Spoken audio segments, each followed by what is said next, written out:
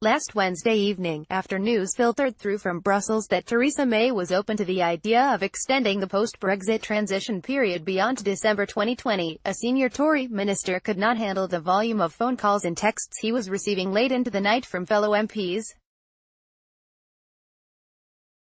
"In the end I had to just switch the bloody thing off," he said. It was all kicking off yet again. The next day Tory Leavers and Remainers held rival meetings in the House of Commons to plot their responses. Hardliners were as deeply divided as ever. But the vast majority of Tory MPs from all sides were united about one thing: this was another huge Brexit blunder by the Prime Minister. "Part of me was thinking that I was going to have to fire off a letter calling for a vote of no confidence in the woman," said one ardent Remainer. "It's her dithering, her prevarication, her lack of bravery and leadership that had finally made me think she had to go, that she was really the problem. But then I thought, wait a minute, maybe that's not right. Who would we get instead? What about the country? Take a breath. Be careful what you wish for." May will make yet another statement to the Commons on Monday on her disastrously deadlocked Brexit negotiations. Last Monday she had to do the same, standing up and telling MPs how a dash to Brussels by her Brexit Secretary Dominic Raab the day before had failed to secure any breakthrough on the Irish border. MPs admire her stamina as she and ministers shuttle gamely to and from the Belgian capital, but they increasingly wonder if there is any guiding purpose. This time May will report to MPs on a summit in Brussels last week, billed beforehand as the moment of truth when a Brexit deal simply had to be done, but ending up with the EU and UK still unable to agree, and everything being put off again. Before the summit, in an attempt to be helpful, EU leaders had floated the idea that the 20-month post-Brexit transition period, during which the UK will effectively remain inside the European Union's economic system in order to smooth our path out, could be extended well into 2021. This, they thought, would give everyone extra time to conclude a long-term EU-UK trade deal and sort out issues on the Irish border. When the summit got underway, May appeared at first to be very open to the idea. But she was far more circumspect after learning how her MPs were reacting back home. Most were appalled, Remainers and Leavers alike.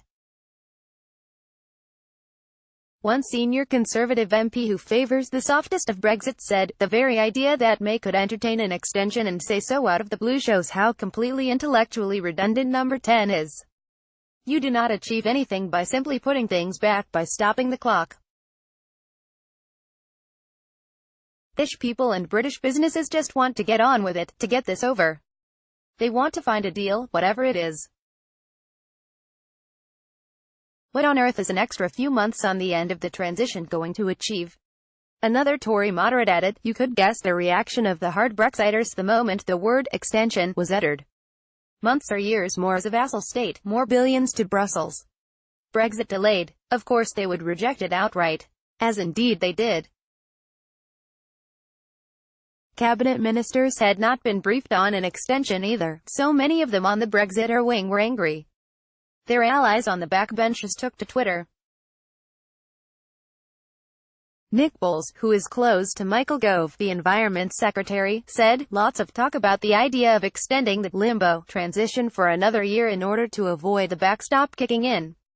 This is madness. We would have to pay extra contributions of around €17 billion. An ally of Michael Gove dismissed the idea of extending the transition period as madness. Photographed with Oliver, EPA Bowles added in another tweet, "It would be so much better to go into EEA from next March. Our contributions would be lower and we would only need to bring it to an end when we had negotiated a satisfactory future relationship." Scottish Tories reacted furiously, too, making clear that any delay to the UK reclaiming control of Scottish fishing waters would be unacceptable and harm the party ahead of the Holyrood elections in 2021. The Scottish Secretary, David Mindell, suggested he would resign if there were any further delay, while Johnny Mercer, a backbench Tory MP, seen by some as a future potential high flyer, described the government as a shitshow, in a sign of how discipline had totally broken down. This weekend, after more than 500,000 people marched through London calling for a second referendum on Brexit, the Conservative Party, the most successful political fighting force in British history, is bitterly divided over our future in Europe and over who should be its leader, just when the country needs it to show maximum unity, clarity and strength of purpose. We are essentially dysfunctional at a moment of national crisis, was how one ex-minister, recently resigned from the government, put it. Of the factionalism, there are still some Tory loyalist voices and pragmatists who are calling desperately for common sense to prevail, and for Conservatives to put their country first. The Foreign Office Minister Alan Duncan said that if they failed to come together and compromise, they could do untold damage to the UK, and their party. He had never known a moment where it was more urgent for ideologues in all camps to get real. There simply is no outcome that will satisfy everyone, he said. People have to step back from their ideological obsessions and accept the pragmatic compromise on Brexit. Otherwise, we risk inflicting massive economic damage on ourselves, as well as political damage both domestically and internationally. It was essential that Tory MPs got behind May, whatever their views on Europe. I have lived through our party's battles over the Maastricht Treaty, but I have never known the country at such a perilous moment as we face today, he said. People really have got to stand back and look at the national interest. Among MPs there are too many factions, too much fighting, too much jostling, too much calculation, and not enough clear thinking. The Prime Minister is in a very difficult position.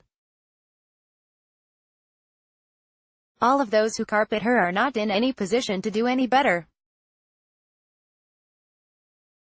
If we were to replace the Prime Minister with any of those who criticize her, those same people would be in exactly the same position, facing the same difficulties.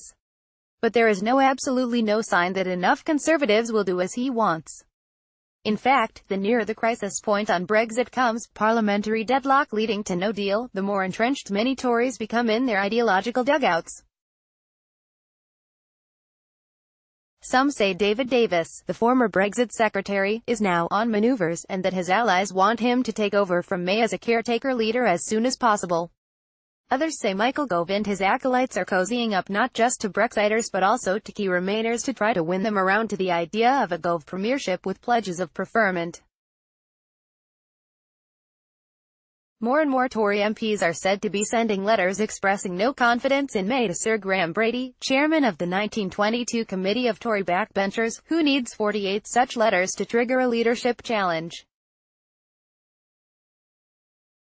Robbie Gibb, May's Director of Communications, has been trying to halt the drift of opinion against her by holding dinners in Number 10 with groups of 8 or so backbenchers at a time, trying to talk them round to what should be normal loyalty to their leader. The next fortnight will be critical for May, the Tory party and the country. In 8 days' time, Philip Hammond will deliver his autumn budget with little money to spend and with the Democratic Unionists, upon whom May relies to give her a majority in Parliament, threatening to vote it down unless she boasts their will over Brexit. Budget Day will demonstrate how hamstrung the Chancellor is, financially and politically, as a result of the whole debate over leaving the European Union.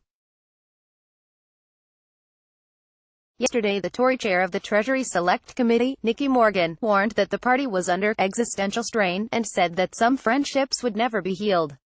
She too called on hard Brexiters to see the need for compromise.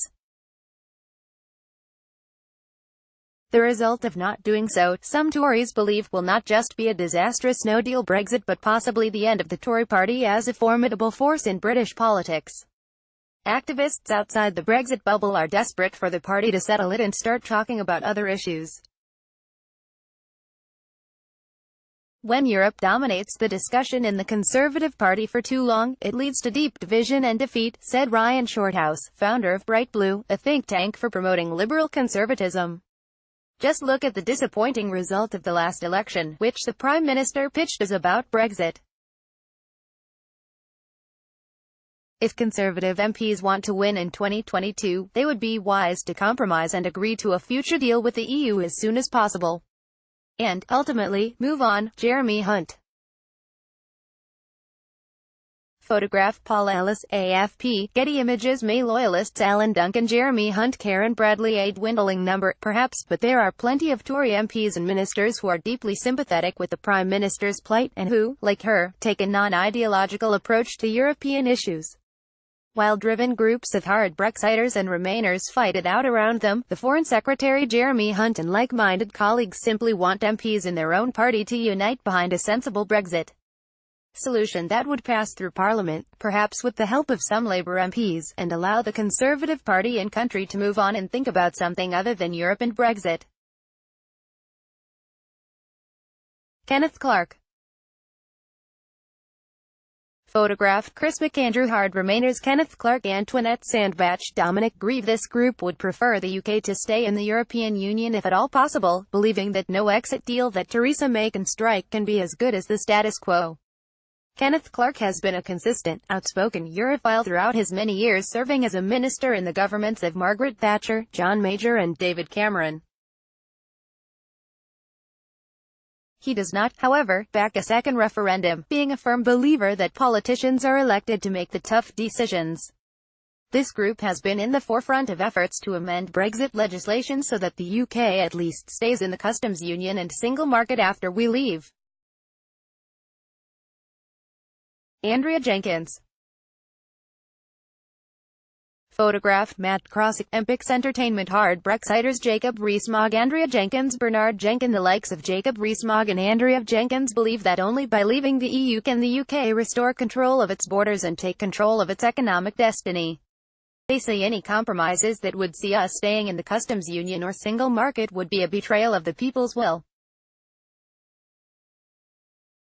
If we remained in the customs union, the UK would be unable to strike its own trade deals around the world. These hardline anti-EU Tories are unwilling to bend. They believe a second referendum, rather than being a democratic move, would send a message that the establishment always refuses to listen. Anna Soubry. Photograph Ken McKay, Rex, Shuttershock. Second vote supporters Anna Soubry, Justine Greening, Philip Lee. Tories such as the Broxtow MP Anna Soubry are ardent pro-Europeans but now believe the only way to break the Brexit deadlock and settle the question of the UK's future relationship with Europe is to put the whole deadlocked issue back to the people. All take the view that now that the difficulties of delivering Brexit, and the potential consequences, are better understood, the people deserve a say before the decision is finally made. They argue that young people in particular deserve the right to a vote on their futures, and that the Leave campaign in 2016 misled people into thinking Brexit would be quick, simple, and would deliver benefits for all.